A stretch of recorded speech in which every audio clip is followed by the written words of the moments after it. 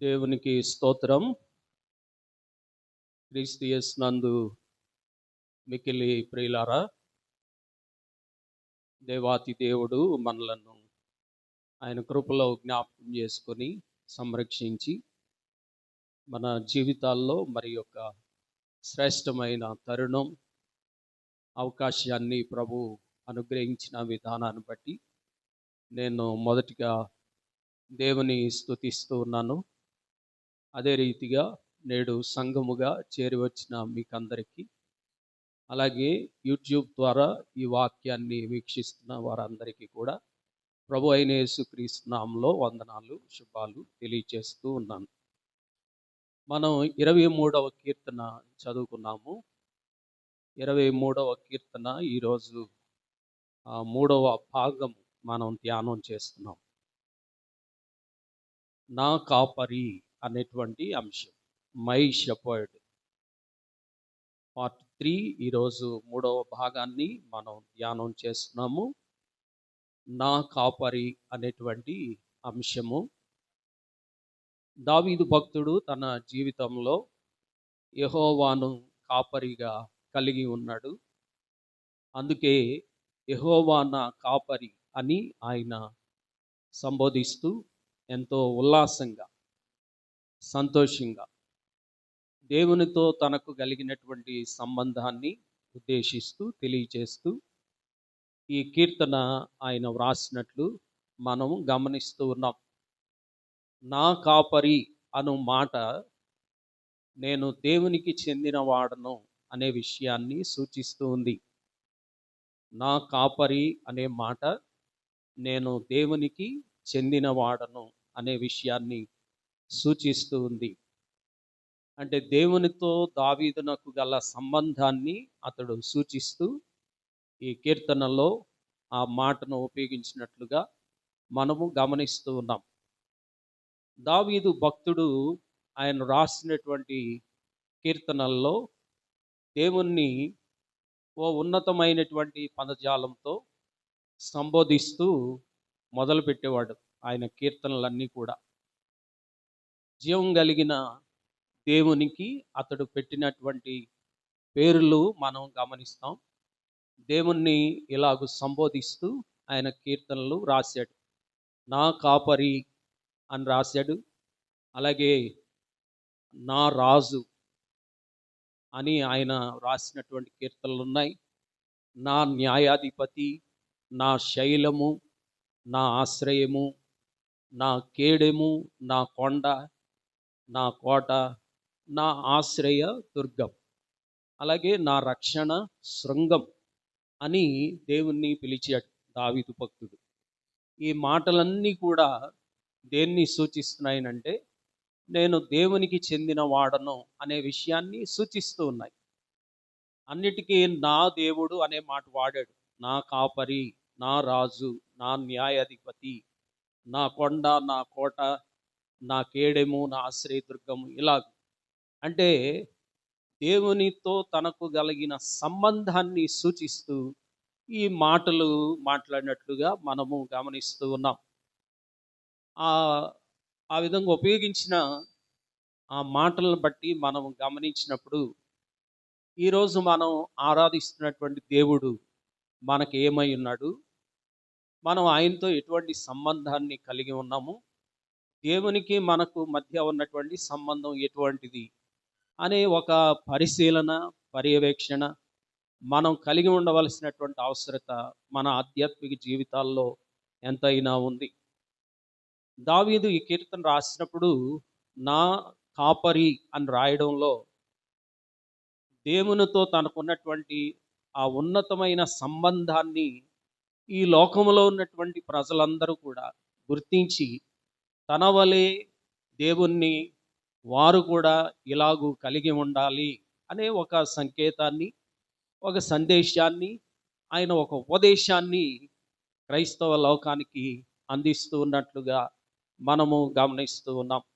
ఇప్పుడు ఈ కీర్తనలో దావీదు భక్తుడు మాట్లాడిన మాటను బట్టి 3 విధాలైన యాజమాన్యమును చూస్తాం మనం. 3 ఫోల్డ్ ఓనర్షిప్ అనేటువంటి మాట. త్రీ ఫోల్డ్ ఓనర్షిప్, మూడు విధములైనటువంటి యాజమాన్యము అనేది దావీదు భక్తుడు ఆయన అంగీకరించి ఈ మాటను తెలియజేశాడు. యెహోవా నా కాపరి అనే మాట. అనంతుడైనటువంటి దేవుడు మనలను మూడు విధాలుగా తన సొంతం చేసుకొని పరిపాలిస్తున్నాడు, ఏలుతున్నాడు, పోషిస్తున్నాడు, సంరక్షిస్తున్నాడు అని దేవుని యొక్క వాక్యములో మనం గమనిస్తాం. దీన్నే త్రీ ఫోల్డ్ ఓనర్షిప్ అంటారు, మూడు విధాలైనటువంటి యాజమాన్యం.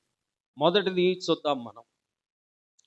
ఫస్ట్ వన్ ఏంటంటే, దేవుడు మనలను సృజించాడు కాబట్టి మనము ఆయన వారము. We are the creation of God because we are belongs to God. దేవుడు మనలను సృజించాడు గనుక మనము దేవునికి చెందిన వారము అనే సత్యాన్ని దావీదు భక్తుడు నా కాపరి అనే మాట ఉపయోగించడంలో గల అర్థాన్ని లోకానికి అందిస్తూ ఉన్నాడు.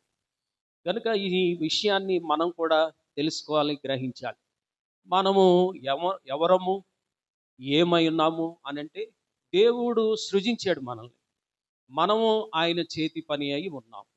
మనం దేవుని చేత సృజించబడిన వారం గనుక మనము ఆయన వారము అనే విషయాన్ని మనం తెలుసుకోవాల్సినటువంటి అవసరం ఉంది. ఆయన మనల్ని సృజించాడు అనే విషయం మనకు తెలియకపోతే మనం ఆయన వారము అని ఎంత మాత్రం కూడా చెప్పలేము అనేది కూడా మనం గ్రహించాలి. కాబట్టి దావీదు భక్తుడు నా కాపరి అనే మాటను ఎందుకు వాడాడు అనంటే, నన్ను సృజించిన వాడు ఆయనే కాబట్టి, నేను ఆయనకు చెందిన వాడిని కాబట్టి, నా దేవుడు నాకు కాపరి అయి ఉన్నాడు అని తెలియజేశాడు. 100వ కీర్తన 3వ చరణం చూద్దాం మనం. 100వ కీర్తన 3వ చరణంలో ఒక శ్రేష్టమైన మాట రాయబడింది. యెహోవాయే దేవుడని తెలుసుకొనుడి, ఆయనే మనలను పుట్టించెను, మనము ఆయన వారము అని వ్రాశాడు. ఆయన మన సృష్టికర్త, అలాగే ఆయన మనలను పుట్టించాడు, మనము ఆయన వారము అనే విషయాన్ని చాలా చక్కగా ఈ 100వ కీర్తనలో పరిశుద్ధాత్మ దేవుడు తెలియచేస్తూ ఉన్నట్లుగా మనం గమనిస్తూ ఉన్నాం. భూమి పైన యెహోవా పరిపాలనకు సంబంధించినటువంటి కీర్తనల్లో ఇది చివరి కీర్తన. పరిపాలన కూర్చున్నటువంటి కీర్తనలు 100 కీర్తన లోపు ఉంటాయి. అప్పటి వరకు ఆయన వస్తున్నాడు, ఆయన రాజుగా వస్తున్నాడు, ఆయన పరిపాలిస్తాడు, ప్రజల్ని ఏలుతాడు అనే మాటలు ఎక్కువగా మనం చూస్తాం. రాజ్య పరిపాలన చేసే దేవుడుగా వస్తున్నాడు అనే విషయాలు మనం ఎక్కువగా చదువుతాం. ఈ 100వ కీర్తనలో కూడా అదే మనకు అర్థమవుతుంది. ఆయనే మనల్ని పుట్టించాను అనంటే హీఈస్ అవర్ సుప్రీం. ఆయన మనకు అధినాయకుడు, ఆయన మన సృష్టికర్త, అలాగే మనల్ని ఏలువాడు, మనల్ని పరిపాలించువాడు. అందుకే ఆయన ఏమంటే, సమస్త దేశములారా యెహోవాకు ఉత్సాహధ్వని చేయండి, సర్వదేశములారా యెహోవాను గురించి ఉత్సాహధ్వని చేయండి అని ప్రపంచమంతటిని కూడా ఆయన ఆహ్వానిస్తున్నట్లు మనం గమనిస్తున్నాం. అందుకే this is the universal song. ప్రపంచం అంతటికి, సార్వత్రికానికి సంబంధించినటువంటి కీర్తన 100వ కీర్తన. ఎందుకంటే సమస్త దేశములను ఆయన పిలుస్తున్నాడు. ఒక దేశాన్ని కాదు, ఒక ప్రాంతాన్ని కాదు, ఒక ప్రజని కాదు, సమస్త దేశముల వారిని ఆయన పిలుస్తూ ఉన్నట్లుగా మనం గమనిస్తున్నాం. కేవలం ఇశ్రాయేలు ప్రజలే కాదు, దేవుని ప్రజలంటే ఇశ్రాయేలు ప్రజలే కాదు, జనులందరూ కూడా ఆయన సృష్టియే. జనులందరినీ కూడా ఆయనే సృజించాడు, ప్రజలందరినీ ఆయనే సృజించాడు. మనం అందరం కూడా దేవుని చేతి పని అయి ఉన్నాము అనే సత్యాన్ని మర్చిపోకూడదు. ఆయన ఎక్కడి నుండో వచ్చాడు అనేది తప్పు, ఇశ్రాయేలీలకే దేవుడు అనేది ఇంకా పొరపాటు. ఆయన సమస్త దేశములను గూర్చి మాట్లాడుతున్నాడు, సర్వ ప్రజలకు సృష్టికర్తగా ఉన్నాడు. తల్లిదండ్రులు మనల్ని కన్నారు, మన తల్లిదండ్రులు మనల్ని కన్నారు, మన తల్లిదండ్రులకి మనం పుట్టాం. కానీ మన తల్లి గర్భములో మనల్ని పిండముగా రూపించిన వాడు ఆయనే. కాబట్టి మన సృష్టికర్త దేవుడే. ఈ సత్యాన్ని ప్రజలందరూ కూడా తెలుసుకోవాల్సినటువంటి అవసరత ఉంది అని 100వ కీర్తన తెలియజేస్తూ ఉంది. యెహోవా దేవుడు ఏదో ఒక చిన్న జాతికి చెందిన చిల్లర దేవుడు కాదు. ఈ సత్యాన్ని గమనించాలి. ఆయన ఏకైక నిజ దేవుడు. అలాగే ఆయన అన్నిటినీ సృజించినవాడు. కనుక మనుషులందరూ ఈ విషయాన్ని గ్రహించినప్పుడు వారిలో దేవునికి నిజమైన సేవ జరుగుతుంది. గ్రహించనంత వరకు వారిలో దేవునికి సేవ జరగదు. అయ్యా దేవుడు నిన్ను పిలుస్తున్నాడు, లేకపోతే దేవుడు నిన్ను ప్రేమిస్తున్నాడు అని నాకు అవసరం లేదు అనేవాళ్ళు ఉంటారు. ఆయన నా సృష్టికర్త అని ఎప్పుడైతే ఒక వ్యక్తి గ్రహిస్తాడో అప్పుడు ఆయన్ని తనకు దేవుడుగా కలిగి ఉంటాడు అనే విషయాన్ని మనం గ్రహించవచ్చు. ఈ సంగతి తెలుసుకున్నప్పుడే నిజమైనటువంటి ఆనందం, సంతోషం మన జీవితాల్లో కలుగుతుంది. యెహోవాను గూర్చి తెలుసుకోవడమే నిత్య జీవం దేవుని వాక్యంలో ఉంది. అలాగే యెహోవా ఉత్తముడని రుచి చూచి తెలుసుకోండి అని ఉంది. అలా తెలుసుకున్న నాడు ఆయనలో ఉన్నటువంటి ఆనందం, ఆయనలో ఉన్నటువంటి గొప్పతనం, ఔన్నత్యం ఇవన్నీ దేవుని బిడ్డలంగా మనం గ్రహించడానికి ఆస్కారం ఉంటుంది. లోకమంతా ఈ విషయం తెలుసుకున్న నాడు వారు గ్రహిస్తారు. ఎలాగనంటే ఆయనే నా సృష్టికర్త, ఆయనే నన్ను సృజించాడు, నేను ఆయన వాడను, లేదా మేము ఆయన వారము అని చెప్పడానికి ఆస్కారం ఉంటుంది. తెలియనంత వరకు వారు ఒప్పుకోరు. దేవుడు నిన్ను సృజించాడు అని అంటే వారు ఒప్పుకోరు. దేవుడు నిన్ను పోషిస్తున్నాడంటే ఒప్పుకోరు. గ్రహించినప్పుడు చెప్పకుండానే వారు అంగీకరిస్తారు. అందుకే దావీదు భక్తుడు ఏమంటున్నాడంటే, ఆయన నన్ను సృజించాడు, ఆయన నన్ను పుట్టించాడు, కాబట్టి నేను ఆయనకు చెందిన వాణ్ణి, అందుకే ఆయన నా కాపరి అని మాట్లాడుతున్నాడు కదా. చక్కని మాట ఆ కీర్తనలో మనం చదివాం. యెహోవాయే దేవుడని తెలుసుకోండి, ఆయనే మనలను పుట్టించెను, మనము ఆయన వారము, వీఆర్ బిలాంగ్స్ టు గాడ్. అందుచేత చాలా ఇంపుగా ఈ కీర్తనలో మొదటిగా ఆ మాట రాశాడు, యెహోవా నా కాపరి అని. అంతగా నిన్ను ఆయన పోషిస్తున్నాడా? అంతగా నిన్ను ఆయన కాపాడుతున్నాడా?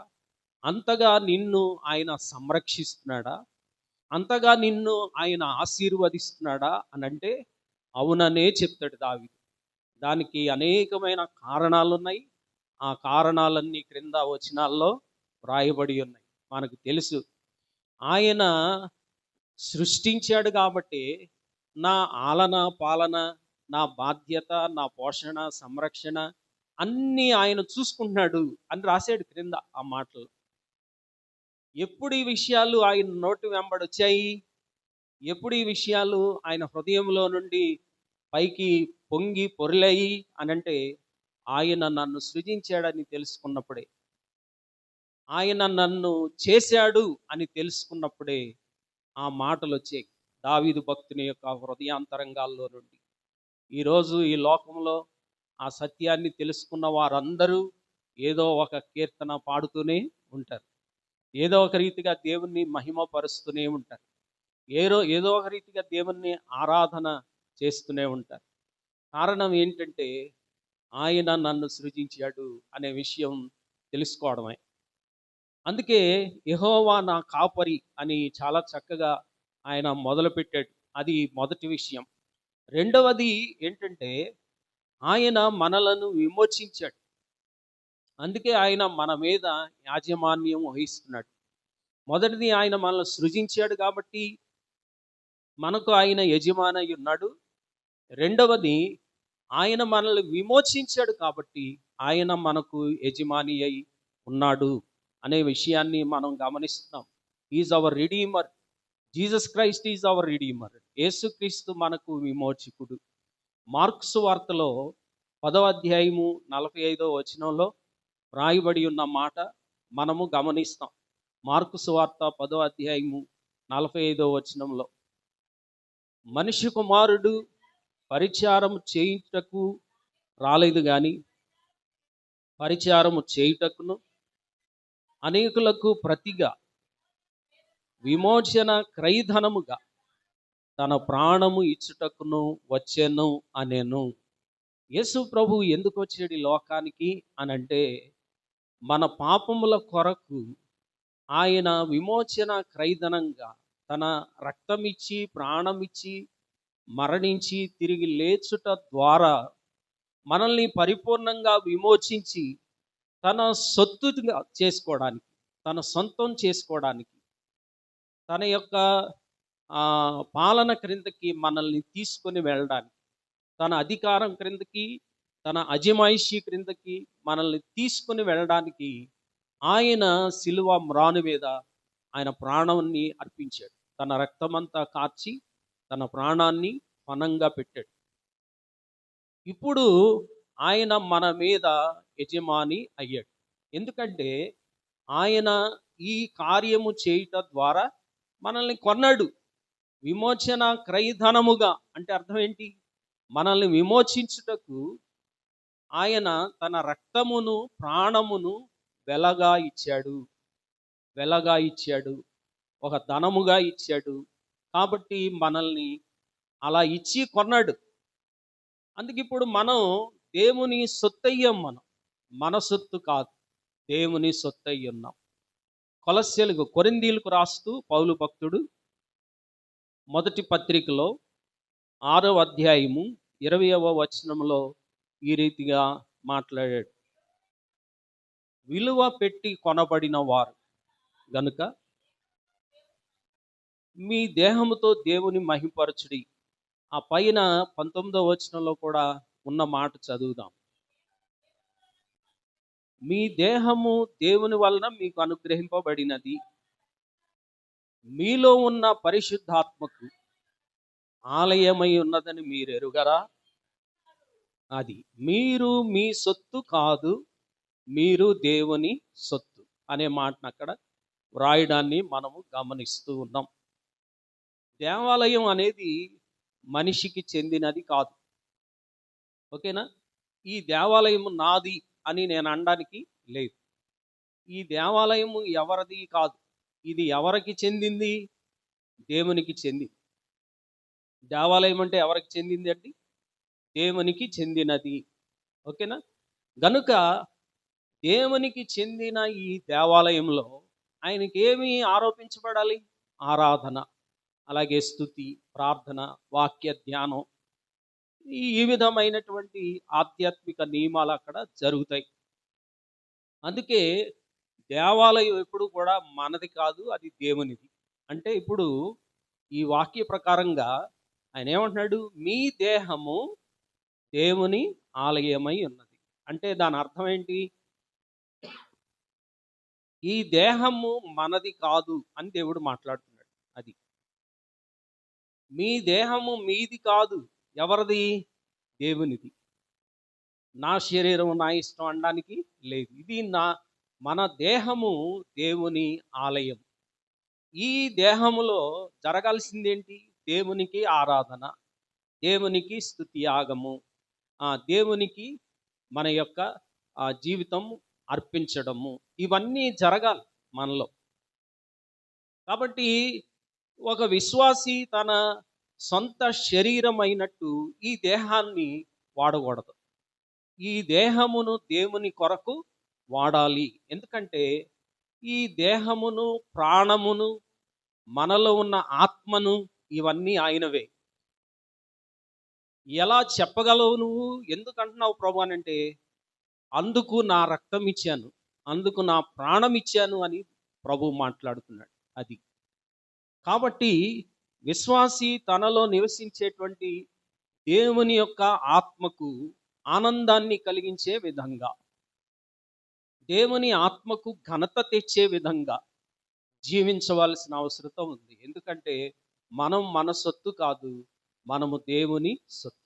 మన మీద పూర్తి అధికారం, యాజమాన్యం దేవునిదే.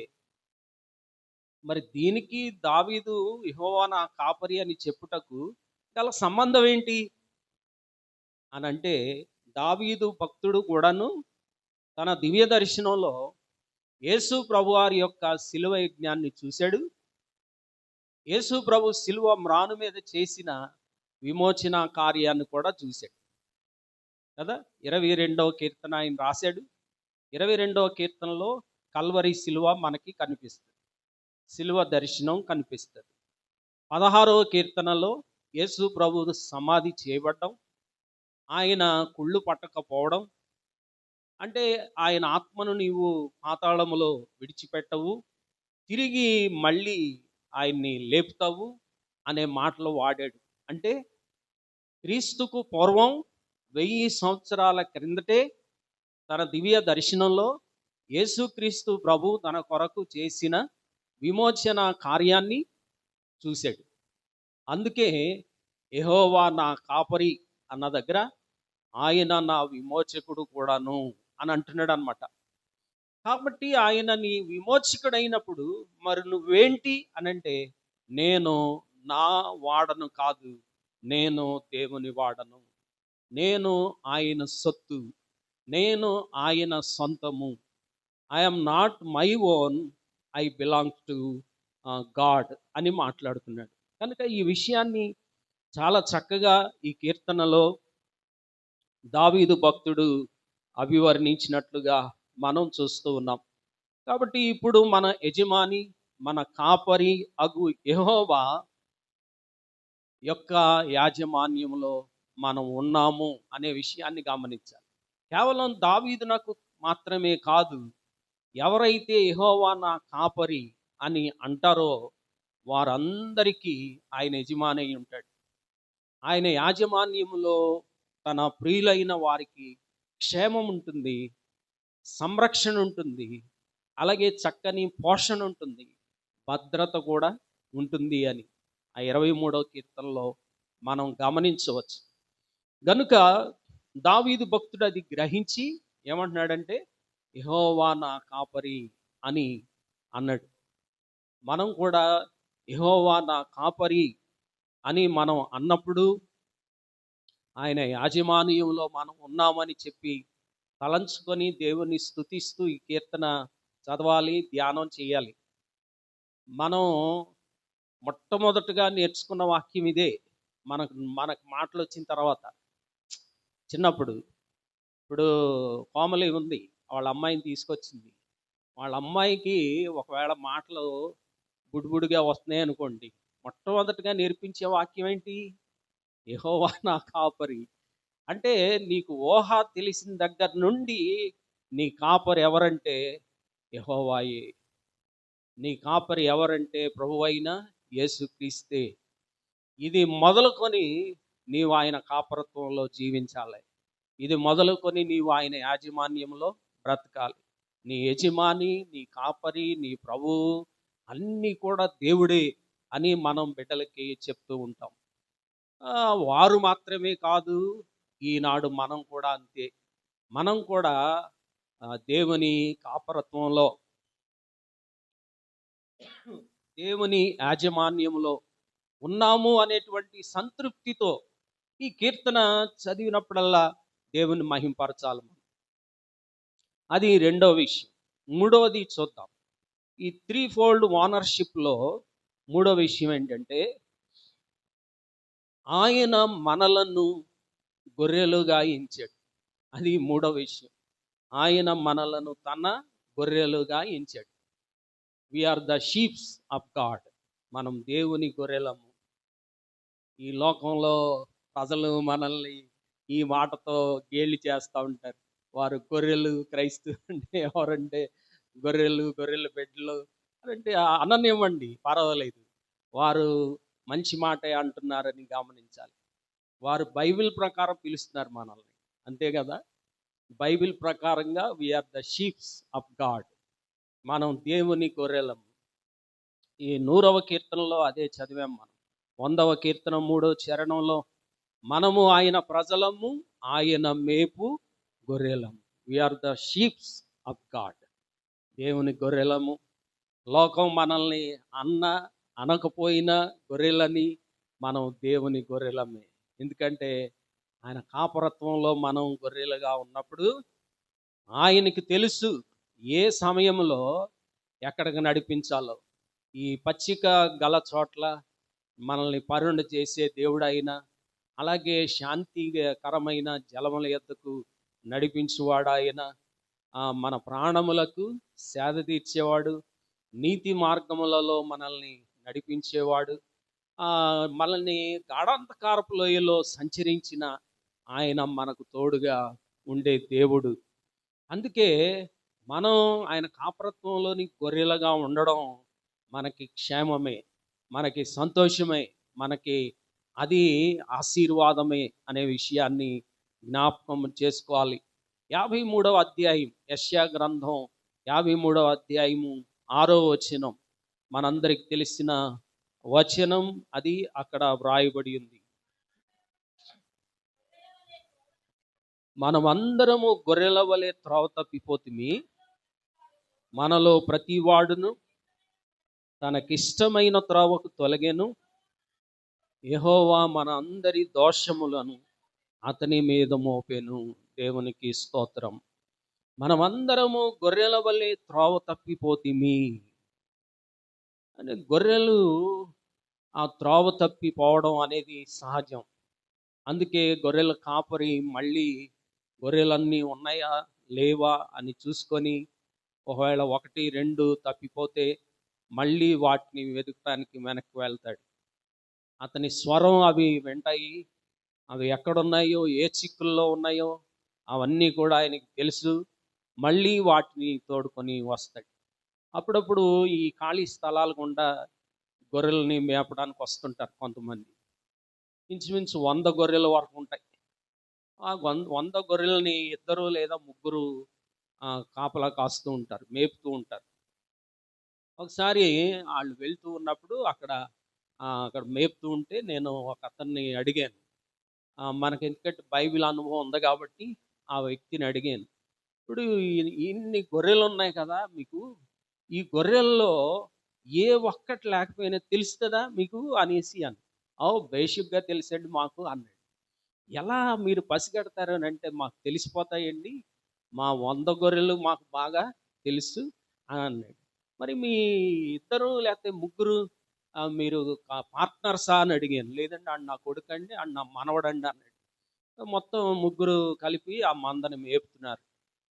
మరి ఎలాగా వీటిని మీరు నడిపిస్తారు అని అంటే, ఏముందండి, నేను ముందు నడుస్తానండి, ఒకడు మధ్యలో ఉంటాడండి రోడ్డు క్లియర్ చేయడానికి, నా మనవడేమో వెనకాల ఉంటాడండి అన్నాడు. అంటే నేను ముందు నడిస్తే అవి నన్ను వెంబడిస్తాయి, నేను ఎటు వెళ్తే అవి నా వెనకాల వచ్చేస్తాయి అని. ఒకవేళ మరి ఏదన్నా గొర్రె తప్పిపోతే దాన్ని తీసుకొని రావడం ఎలాగానంటే, నా భాషలో పిలుస్తాను దాన్ని, అప్పుడు అది నాకు రెస్పాండ్ అవుద్ది అన్నాడు. నిజమే, నా గొర్రెలు నా స్వరము వినును అని అనిపించింది. బిబ్లికల్ ఆ సిట్యుయేషన్ కాంటెక్స్ట్ నాకు వాస్తవంగానే ప్రభు చెప్పిన మాటది. నా గొర్రెలు నా స్వరము వినును. తమ ఇష్టానుసారంగా జీవించేటువంటి స్థితిలో ఉన్నప్పుడు మన అందరి దోషములు ఈ ప్రధాన కాపరి, మంచి కాపరి అయినటువంటి యేసుక్రీస్తు మీద పడ్డాయి అనే విషయాన్ని కీర్తనాకారుడు అప్పుడే చూశాడు. దావీదు భక్తుడు 1000 సంవత్సరాల క్రిందటే ఆయన అనుభవంలో ఈ విషయాన్ని చూసినట్లు మనం గమనిస్తున్నాం. అన్ని పాపములకు మూల పాపం ఏంటో తెలుసా అండి? దేవుణ్ణి విడిచి దూరంగా పోయి ఇష్టం వచ్చిన దారికి మళ్ళీపోవడమే పాపమునకు మూలము అనేది.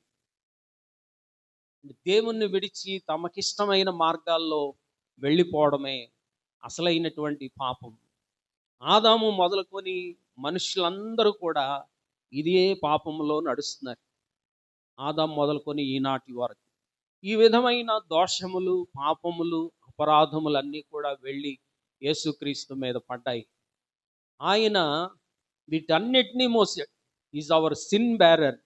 ఆయన మన పాపములను భరించిన వాడు, ఆయన మన అపరాధములన్నిటినీ మోసినవాడు. మన కొరకు సిలువ మ్రాను పైన వేలాడి ఆయన ప్రాణాన్ని పణంగా పెట్టి మనల్ని కొన్నవాడు. ఆయన మోసి మనల్ని ఏం చేశాడు? మన అతిక్రమములు, పాపములు, దోషములన్నిటినీ మోసి మనల్ని ఏం చేశాడు అన్న దాని గురించి పేతురు గారు చక్కని మాట చెప్పాడు. ఆయన మొదటి పత్రికలో, పేతురు గారు రాసిన మొదటి పత్రిక 2వ అధ్యాయం 25వ వచనంలో, మీరు గొర్రెల వలె దారి తప్పిపోతిరి గాని ఇప్పుడు మీ ఆత్మల కాపరియు అధ్యక్షుడు నైన ఆయన వైపునకు మళ్ళీ ఉన్నారు. మీరు వాక్యంలో చెప్పినట్లుగానే మీ ఇష్టమైన దారికి తొలగిపోయారు. ఎవరి ఇష్టానుసారంగా వారు జీవిస్తున్న వేళ ఆయన వచ్చి మనలందరినీ కూడా ఒక తిన్ననైన మార్గంలో పెట్టాడు. అది దీని సారాంశం. ఒకే త్రోవలోనికి మనల్ని తీసుకొచ్చాడు, ఒకే మార్గంలోనికి మనల్ని తీసుకొచ్చాడు. ఆ మార్గమే జీవ మార్గము, ఆ మార్గమే పరలోకమునకు వెళ్ళే మోక్ష మార్గం, ఆ మార్గమే ప్రభువైన యేసుక్రీస్తు అనే సత్యాన్ని పేతురు గారు మాట్లాడుతూ ఉన్నట్లుగా మనం గమనిస్తున్నాం. మన ఇష్టానుసారంగా మనము ఉన్నప్పుడు యేసుక్రీస్తు మన కొరకు చనిపోయి తిరిగి లేవడం ద్వారా ఆత్మల కాపరి అయినటువంటి మన అధ్యక్షుడు అయినటువంటి యేసుక్రీస్తు వైపునకు మనము మళ్ళుకొని ఉన్నాం. ఎందుకంటే హీజ్ అవర్ గుడ్ షెపర్డ్ కదా. ఆయన మన మంచి కాపరి, ఆయన మన ముందు నడుస్తున్నాడు. ఇప్పుడు మనం ఆయన వెనక వెళుతున్నాం. ఇప్పుడు ఆయన వైపు మళ్ళుకున్నాం. ఎవరిష్టానుసారంగా వారు తమ మార్గాల్లోకి వెళ్ళిపోయే మనము యేసు మార్గంలోకి వచ్చాం. దేవునికి స్తోత్రం. మీ అధ్యక్షుడు మీ ఆత్మల కాపరియు చెప్తూ ఉన్నాడు. ఎందుకనంటే ఆయన మన కొరకు బాధ్యత తీసుకున్నాడు.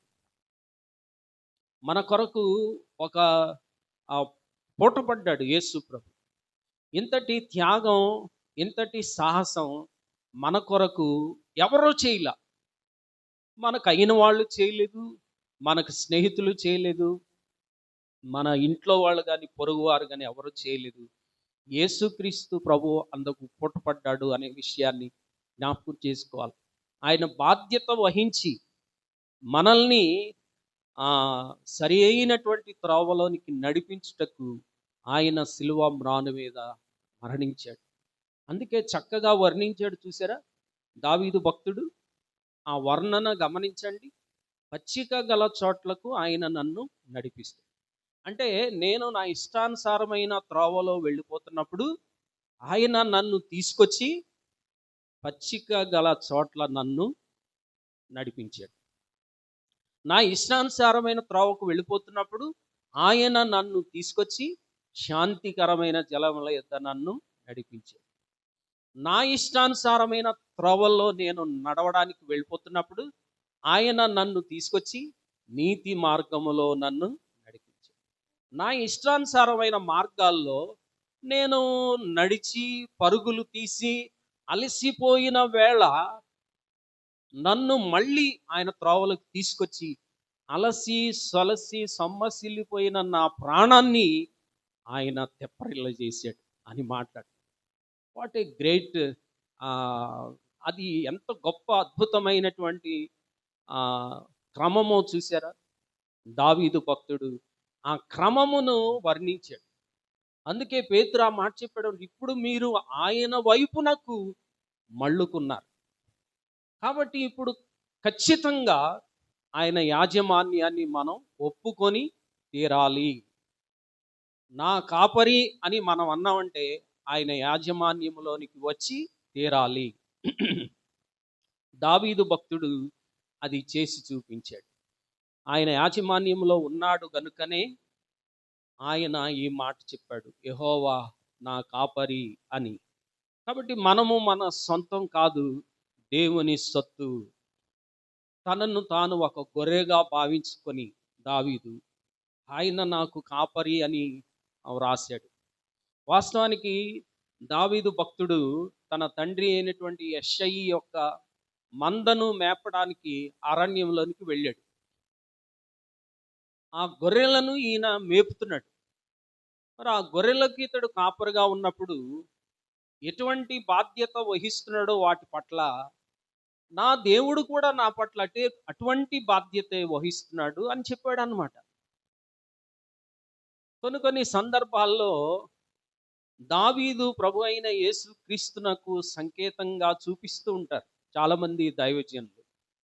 అది సూటబుల్ థింగ్. అది యేసు ప్రభుకి సంకేతంగా చూపించడం దావీదుకి ఏంటంటే, ఆయన క్రీస్తు యేసునకు కలిగిన మనస్సు కలిగి ఉన్నాడు దావీదు.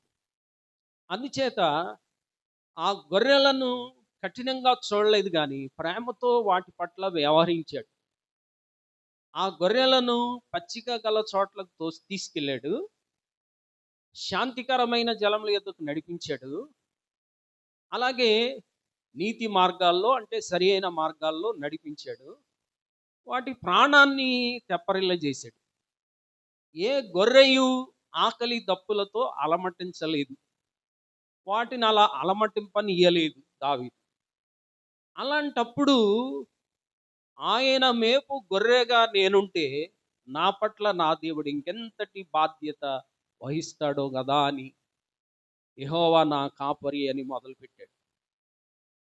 అందుకే చాలా విశేషమైనటువంటి గొప్ప కీర్తన యెహోవా నా కాపరి, నేను ఆయన కాపరత్వంలో ఉన్న ఒక గొర్రెను అని ఆయన మాట్లాడుతున్నాడు. దావీదు భక్తుడు అంతటి వాడే నేను దేవుని చేతిలో ఒక గొర్రెను అని మాట్లాడితే, ఈ లోకంలో మనల్ని గొర్రెలు అనే వాళ్ళ గురించి ఎందుకు బాధపడాలి చెప్పండి? బాధపడవలసిన అవసరం మనకి లేదు.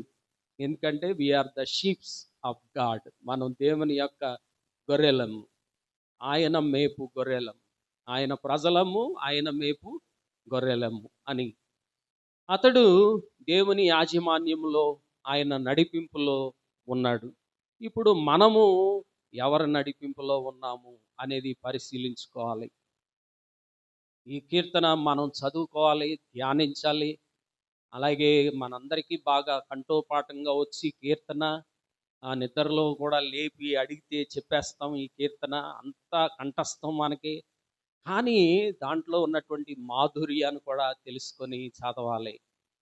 కేవలం అక్షరాలు చదవడం కాదు, అక్షరాలు అప్పచెప్పడం కాదు, అక్షరాల్ని కంఠస్థం చేయడం కాదు. ఆ కీర్తనలో ఉన్న అమూల్యతను, మాధుర్యాన్ని, భావగర్భితమైనటువంటి విషయాన్ని, దాంట్లో ఉన్నటువంటి భావజాలాన్ని మనం గ్రహించాలి.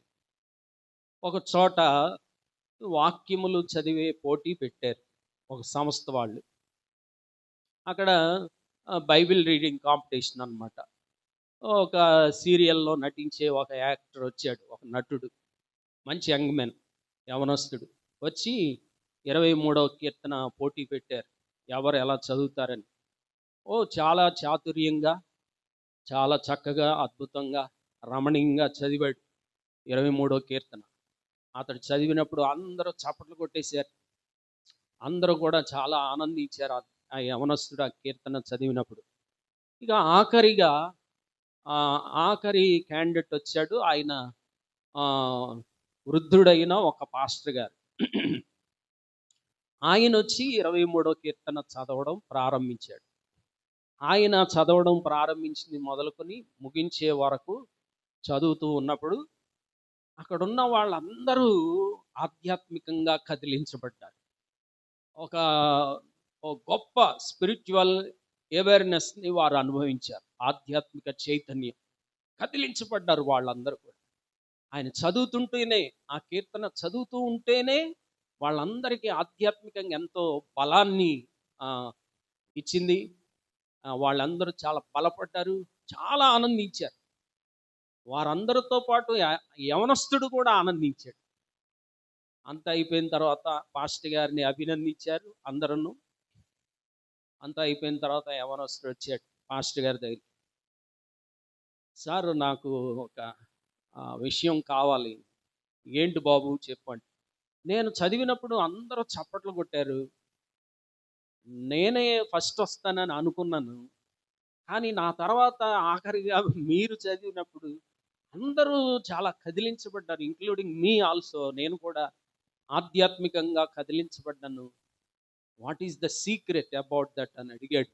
ఉన్న రహస్యం ఏంటి సార్ అని అడిగితే ఆస్ట్రయ్య గారు ఒక మాట చెప్పాడు. ఏంటంటే, నీకు ఆ కీర్తన కాపరి కీర్తనగానే తెలుసు, కానీ ఆ కీర్తనలో ఉన్న కాపరి నాకు బాగా తెలుసు అని అన్నాడు. దేవునికి స్తోత్రం.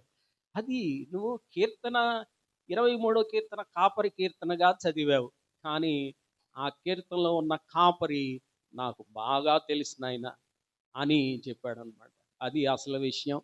మనం వాక్యం పైపైన చదవడం కాదు, కానీ గ్రహిస్తూ చదివితే అందులో ఉన్న కాపరి నేరుగా మనతోనే మాట్లాడతాడు. ఒక దృశ్యం మన కళ్ళ ముందు కనిపిస్తుంది. ఆయన మేపే ఒక గొర్రెగా మనకెంత సంరక్షణ ఉందో తెలుస్తుంది. మన కొరకు ఆయన ఎంతటి శ్రద్ధ వహించాడో, బాధ్యత తీసుకున్నాడో మనకు తెలుస్తుంది. ఆ వెంటనే మనం ఆయన యాజమాన్యంలోనికి వచ్చేస్తాం. This is the three fold ownership. ఇదే 3 విధాలైనటువంటి యాజమాన్యం. నా దేవుడు నన్ను సృజించాడు, ఆయన నా సృష్టికర్త అన్నప్పుడు వెంటనే నేను ఆయన వాడను అని అంటాం. రెండవది, ఆయన నా కొరకై సిలువ మ్రాను మీద ఆయన రక్తమంతా కార్చి ప్రాణం అర్పించి నన్ను విమోచించాడు కాబట్టి నేను ఆయనకు చెందిన వాడను అంటాం. మూడవది, ఆయన మేపు గొర్రెగా నన్ను చేసి నా ఆలన పాలన ఎంతో శ్రద్ధతో బాధ్యతతో వహించి నన్ను నడిపిస్తున్నాడు కాబట్టి నేను ఆయన మేపు గొర్రెగా ఉంటాను అని వెంటనే మనల్ని మనం సమర్పించుకుంటాం. ఇటువంటి అనుభవపూర్వకంగా ప్రభువుని మన జీవితంలోనికి అన్వయించుకొని ఆయనతో కూడా కలిసి జీవించినప్పుడు ఈ కాపరి కీర్తనలో ఉన్న ఆశీర్వాదములన్నీ మన జీవితాలకి లభ్యమవుతాయి, సంప్రాప్తం అవుతాయి. అవన్నీ మనం పొందుకొని ఆయన కాపరత్వంలో నిరంతరం కూడా జీవించడానికి మనల్ని మనం సిద్ధపరచుకుందాం. అందుకు ప్రభు కృప మనకు తోడయుండి నడిపించునుగాక. ఆమేన్. ప్రార్థన చేద్దాం. ప్రేమ కలిగిన మా తండ్రి, మీకు స్తోత్రాలు, వందనాలు చెల్లిస్తూ ఉన్నాం నాయన. ఇంతవరకు 23వ కీర్తనలో వ్రాయబడి ఉన్న విషయాలు మేము మీ సన్నిధిలో ధ్యానం చేయడానికి మీరు ఇచ్చినటువంటి చక్కని అవకాశాన్ని బట్టి మీకు కృతజ్ఞతలు చెల్లిస్తున్నాం. మీరు మాతో మాట్లాడినందుకు వందనాలు నాయన. 3 విధాలైన మీ యాజమాన్యంలోనికి మేము వచ్చినట్లుగా మమ్మును మీరు ఆయుత్తపరచమని వేడుకుంటున్నాం. మీ కాపరత్వంలో ఒక గొర్రెగా మేము ఉన్నప్పుడు మా విషయంలో మీరు చూపే శ్రద్ధ, బాధ్యత, ఇచ్చే సంరక్షణ ఎంత గొప్పగా ఉంటుందో మీరు తెలియజేసినందుకు వందనాలు ప్రభువా. ఆ రీతిగా మేము కూడాను మిమ్మును మా కాపరిగా చేసుకొని మీ కాపరత్వంలో, మీ యాజమాన్యంలో నిరంతరం జీవించినట్లు మమ్మల్ని అందరినీ ఆయుత్తపరచుమని, ఆశీర్వదించమని